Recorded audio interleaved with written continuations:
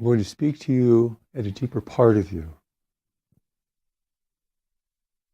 The part of you that was you before you came into the world. The part of you that will be you after you leave this place.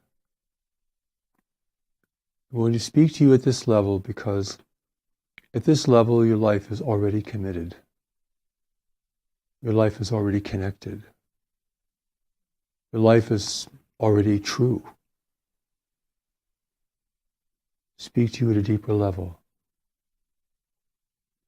so that your thinking mind, your worldly mind, may in time be joined with the deeper mind within you.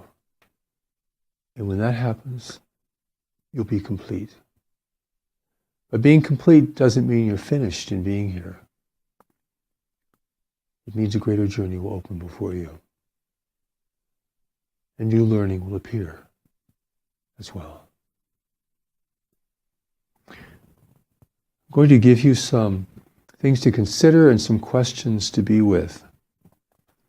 I'm not going to give you much explanation.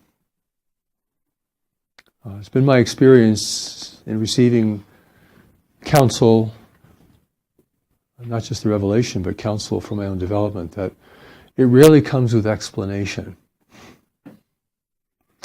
Which means I have to figure out, or try to understand, make the effort to understand what it is that's being revealed to me.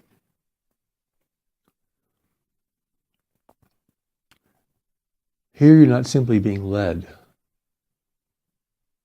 You have to be the person on the ground who carries out the mission. Both inspired and worldly wise, with one foot on each shore. Realistically in the world and deeply connected beyond.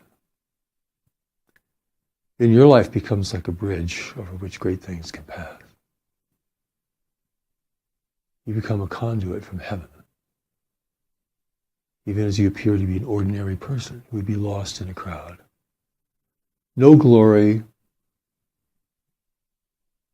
no exceptional attributes that most people would see. No fame.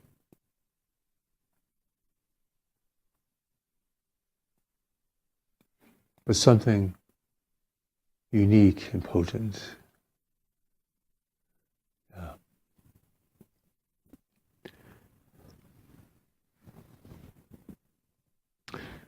Knowledge is the deeper spiritual mind within you, the bigger part of you.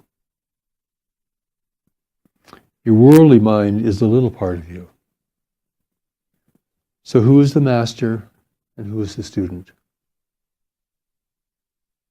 Which will you choose to follow?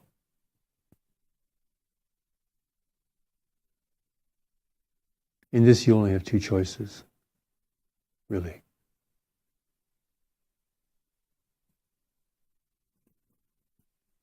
So take a moment to be with that. Who is the master? Who is the student? Which will you choose to follow?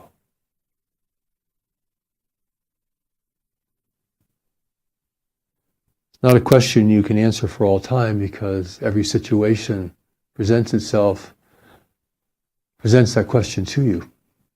Regarding this decision or this engagement or this activity, what do I choose to follow? Because knowledge arises with need. If you sort of need it, but you're not really sure, well, knowledge will wait for you. When you really need it, when you see the need, when you feel that without it you're only guessing, you're making big decisions, but you're only guessing, you can see the need. Which will you follow? Next, inner voices, deep feelings, signs, messages. Which one is true? How can you tell? There are many forces that can speak into your mind through ways you cannot see. Which is true? How can you tell?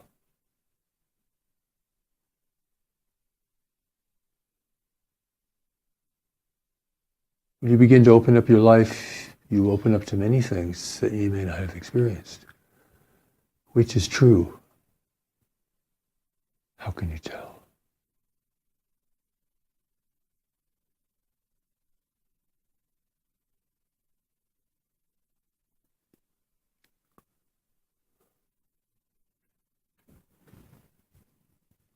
I used to be very curious about these things and felt that I really wanted to know.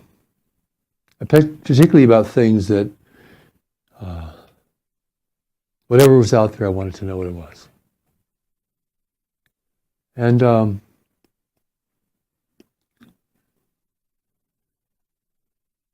few night journeys in the high mountains changed that for me. There are dark forces too.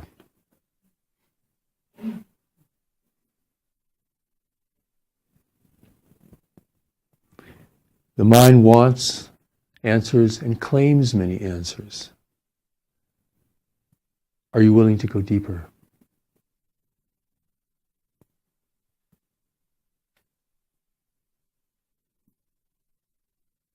Patiently.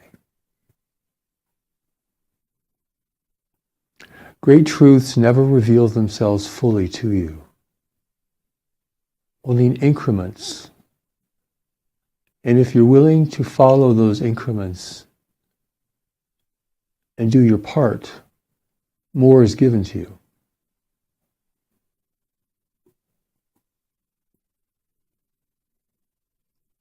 But people want answers right now. They want heaven to give them what they want right now. But heaven knows better. So can you look deeper?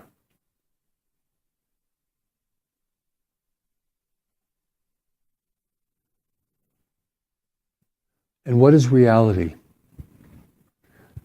Well, I won't give you an ultimate definition because none exists. But I will give you a practical one which will be very useful to you. What is reality? Reality is everything that's happening beyond your thoughts and beliefs.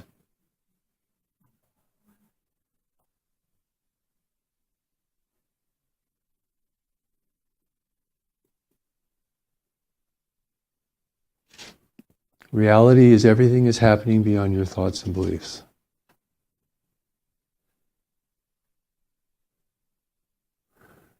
Can you experience reality? Are you free enough to do that? Can you escape your thoughts and beliefs, even momentarily, so you can witness reality?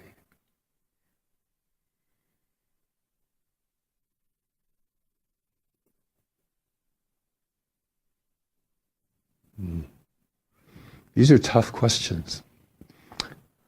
And you'll want to answer them, but you won't be able to. Because the answer is a journey. You're not high enough up this mountain to see these things clearly.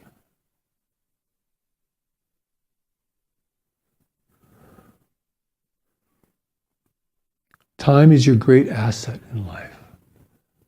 How will you spend it? How will you use it? If you knew how important your life really is, without any grandiosity, or any self-assertion, how important your life really is, you would not want to waste anything. Oh, moments of frivolity? Of course. Lighthearted moments? Of course, but you would not want to waste anything.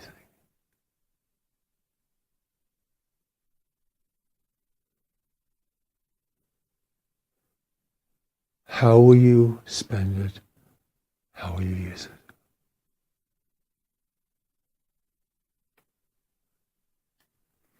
You're 20 now, before you know it, you're 30-something.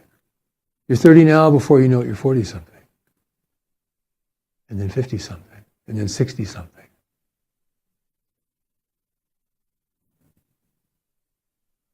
Where did it all go? What was it all for? So time is an issue. It should be an issue. Be objective about your life and others. It's hard. Can you look at a person or situation without coming to immediate conclusions? Suspend judgment and evaluation.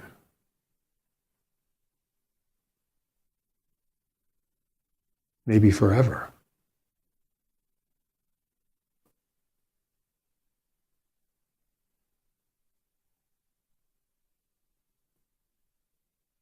Can you suspend judgment and evaluation? People put an answer on top of every new thing that comes along. Therefore, they don't experience it. Therefore, they don't see reality. They only see themselves or what they think. For them, life is about confirming what they think. So they don't see anything.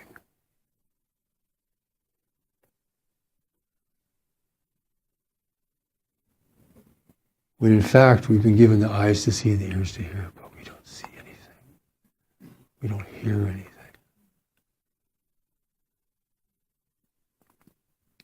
This is like the mind is like a prison.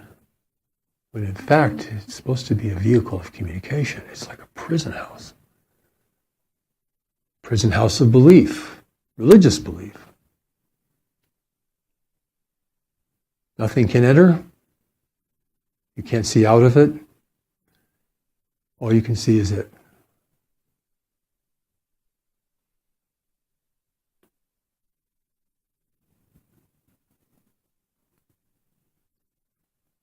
Everything you do is practice. Every repetitive thing you do is a form of practice and reinforcement. Practice does not make perfect, it makes permanent.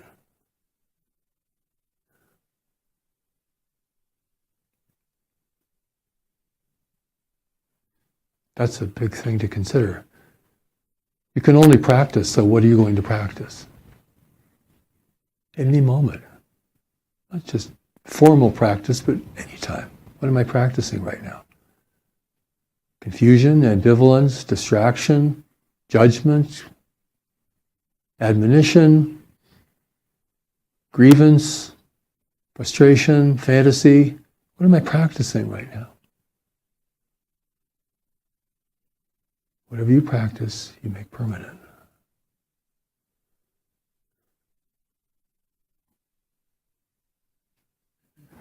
This mind we have will enable you to see and communicate, or it will prevent you from seeing and communicating.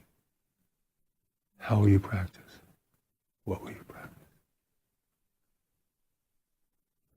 There's more.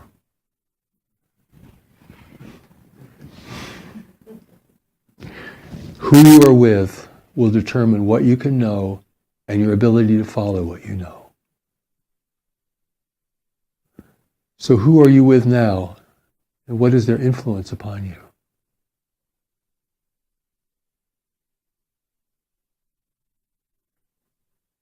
There are no neutral influences.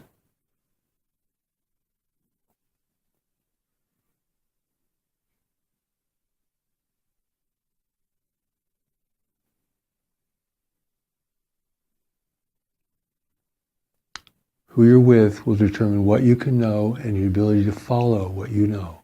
Two different things related to each other. Who are you with and what is their influence upon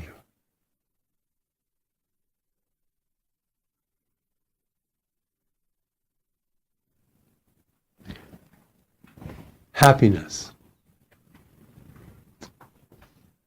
Happiness is the result of things you do. It is not a goal.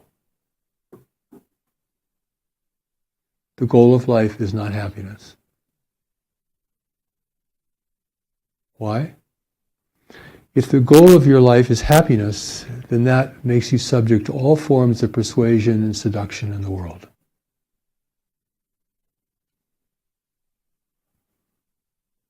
Is that what you want to be?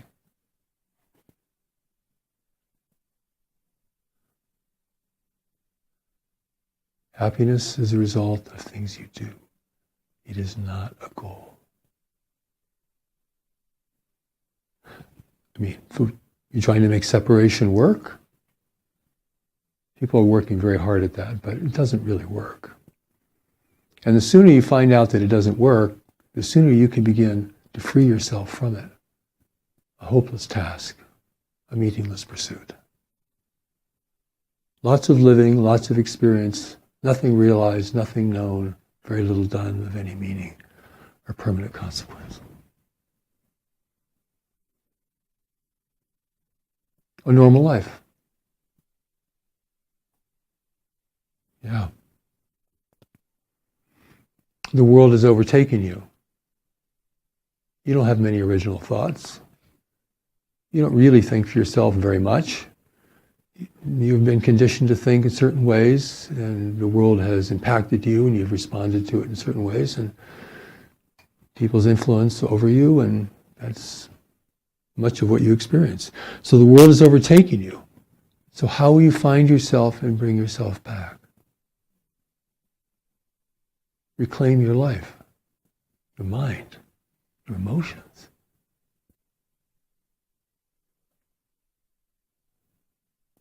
Whether you are a conformist or a rebel, the world will dominate you. Your feelings, your thoughts, your emotions, your behavior, your attitudes. How will you find yourself and bring yourself back?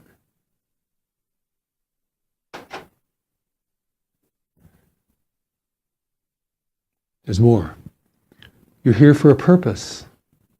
Knowledge holds your purpose for you. Can you set aside your own plans and goals to begin to learn about this step by step?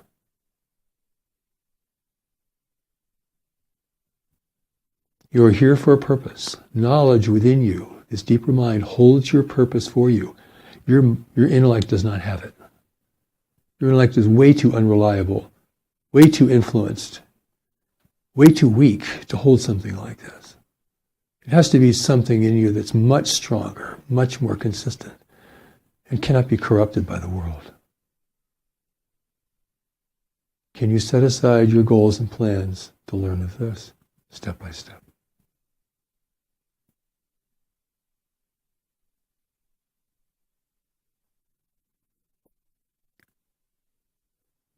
Knowledge within you is the answer for your life. Yet the calling is out in the world. Can you feel this calling so that the answer can come out of you?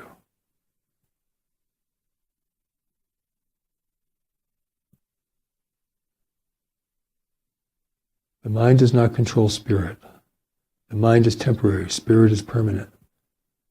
So where's the power?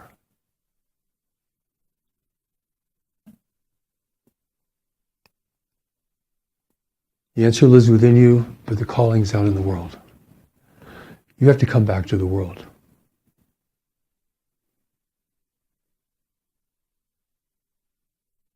Even if you reached enlightenment like the Buddha, the voice appeared, you have to go out in the world and teach. I'm sure he really didn't want to do that. For 40 years.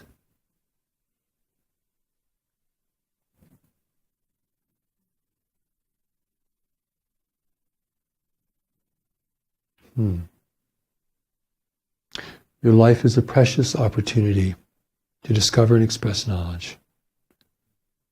So how do you regard yourself in light of this? How do you regard yourself in light of this? Are you worthy of this? Do you value this within yourself?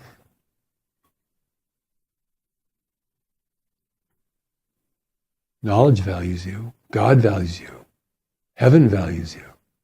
Do you value yourself sufficiently that you can accept this great opportunity? So much was done to bring you into the world. You're not a biological accident. You were sent here on a mission. But the mission is held by knowledge, not by you, personally.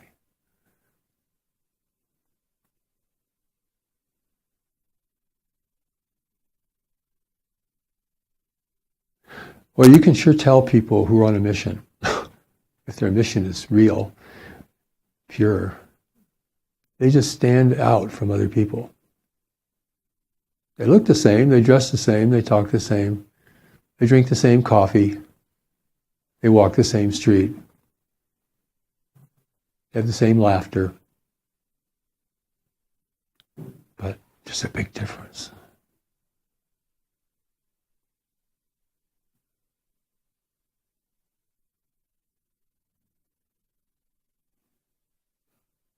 How do you regard yourself in light of this? How can you condemn yourself when you don't even know who you are? The new message asks this question, steps to knowledge. How can you judge or condemn yourself when you don't even know who you are? And if you're making lots of mistakes in life, well, of course, if you don't have knowledge to guide you, you're going to make a lot of mistakes in life. Your life's going to be haphazard. You're going to try this. You're going to bump into this, you're going to bump into that. You can say it's all higher purpose, you can say it's all perfect, but the truth is, you're like a pinball in a pinball machine bouncing off of everything that activates you. So of course your life is full of mistakes and bad decisions and fruitless efforts and suffering and confusion and dismay and fantasy and glory and whatever, but how can you judge yourself when you don't even know who you are? Without knowledge, you can't know who you are. You're just a personality. You're a product of culture. I mean, you're still very important, because your personal mind is very important in right relationship with knowledge and with the world, but without knowledge, you're wandering. You are wandering. And what is religion without knowledge? It tends to become delusional. Hero worship and fantastic appraisals of the past and the future, and salvation, and belief, and admonition, and repression. It loses its holiness and sanctity pretty quickly without the presence of grace, knowledge.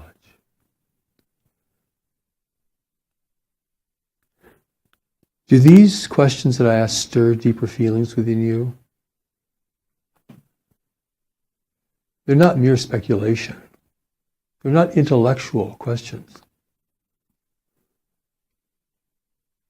They're the questions that heaven asks in considering you, your life, your readiness, your intention.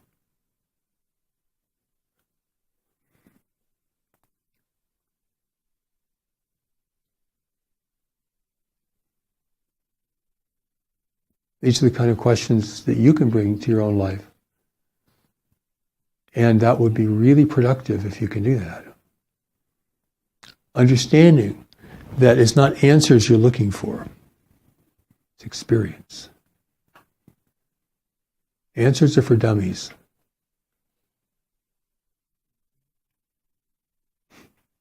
Sorry. That's what Lao Tzu said 2,500 years ago. Answers are for dummies. The translated word was dummies. So,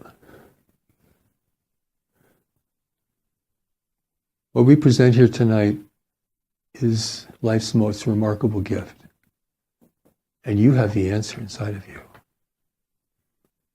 But that answer just isn't for you to pluck. You're going to have to build a connection from your thinking mind to the deeper mind within you. And you don't know how to do it. Therefore, heaven has given it to you in the steps to knowledge. You know, when people meditate, I mean, more often than not, they're just groping for answers. Give me answers, give me realization, give me high experience. That's not spiritual practice. Spiritual practice is building connections. Learning how to still your mind, learning how to listen, learning how to look, learning how to see, so you can witness reality within yourself and in others. taking action with what you know, instead of thinking about it and getting into it later someday maybe. Getting active. This is not a retreat from life. This is an engagement with life. This is not ascension. You'll ascend, but you really don't want to, because your work here is undone. So, this is not about rising above life and looking at everything with compassion.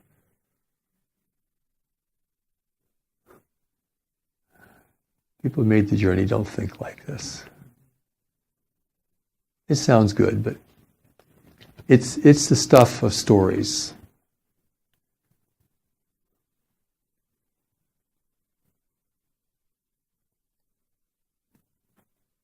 So how did these questions stir you? This is another question for you. I can't answer it. And I invite you to be with it. Because of what I'm giving you here tonight can begin to open some doors within you that probably haven't really been opened, or not very far. They're part of a deeper evaluation of your life and your mind. Come from a place of service and compassion. Because heaven's first work with you is to get you put back together enough. Not perfectly, not completely, but enough that you can begin to function in a greater way in life. Because you're strewn out all over the place. Part of you is over here, part of you is over there, part of you is somewhere back there. You're in pieces. So bringing that back together functionally enough so you can begin to know which direction you need to go, what signs to look for, what signs you have already. People say, I know I need to do this. I should really do this. But they don't. So if you know you need to do this and you don't do this, you're not going to know anymore. Heaven says, oh, well, they can't do that, so knowledge remains dormant within them. If they can't do that, I'm not going to, they want life purpose and meaning, but they can't do that. What? What are we looking at here? This person can't do this, but they want this. Now. Like as if you had a credit card and you could just get it. So, this is a journey, and you have to go into this journey with a deeper need. A real need, an honest evaluation of where you are, where you've been, what you've done, without condemnation. This condemnation is not wisdom. Condemnation is easy. Looking, seeing, and understanding is not so easy. You need to know where you've been to know where you are even today. But people don't want to know where they've been. They want to just keep forging ahead. I'm just going to keep going forward. I don't want to go back. I don't want to look back. I'm going to go forward. You got to go back. That's part of the deep evaluation. And it can be kind of painful, but you need to know where you've been because that's part of your wisdom training. If you want to know what to do in life, you have to know what not to do. The first part of wisdom training is what not to do.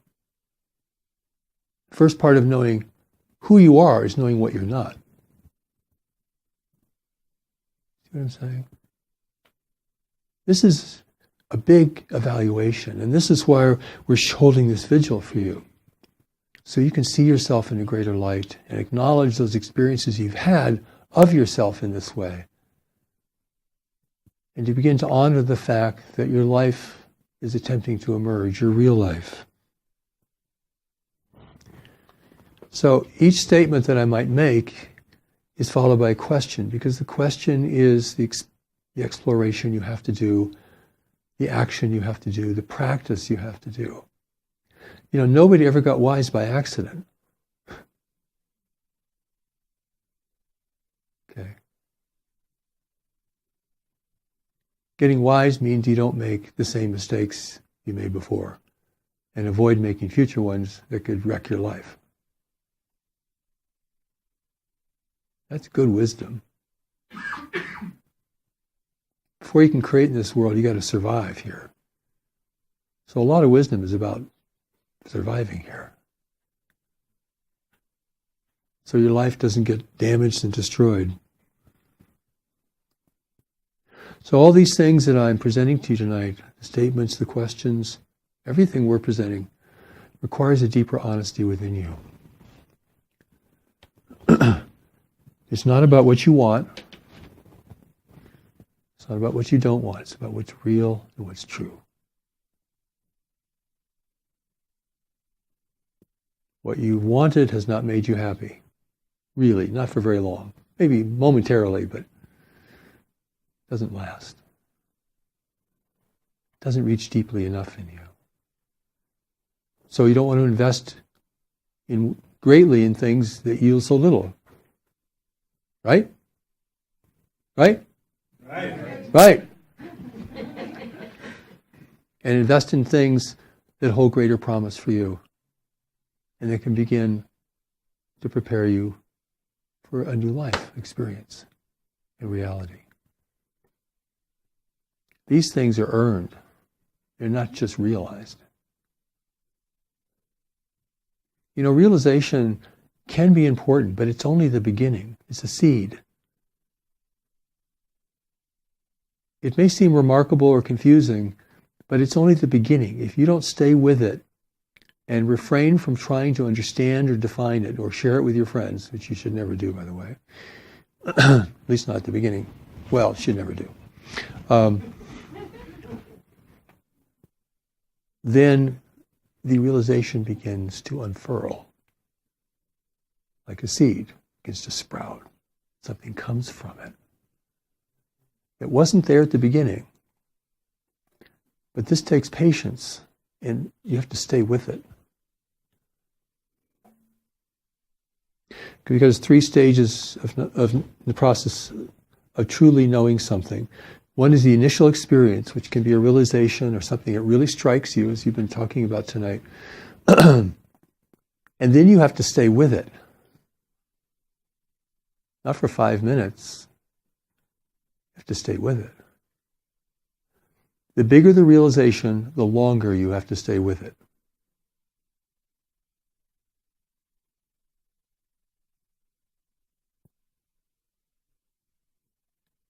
It will lead to action at some point, or many actions, if it's big. Now, knowledge in the moment is to step out of the way of the bus. So you need to get it, be with it, and move. Okay? And there's many life situations where that's very instantaneous, but we're talking about something of a greater magnitude now. Heaven needs to know that you're reliable and consistent, which are things that none of us really have at the beginning. We have to develop these things, right? We have to be more self-aware. We have to develop that.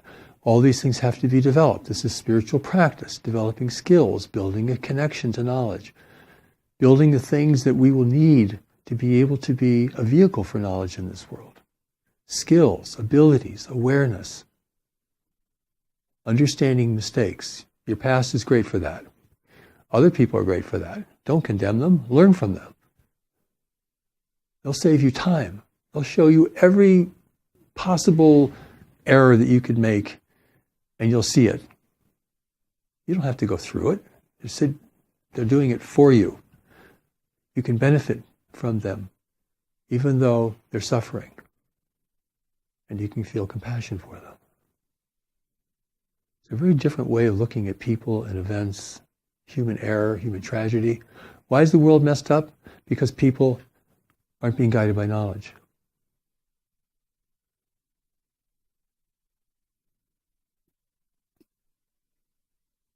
Fundamentally. So without knowledge, that's the world, we don't know what life is like without that. So I give you these ideas and these questions to be with and encourage you to be with them. May the presence be with you. Asino Vari Karam.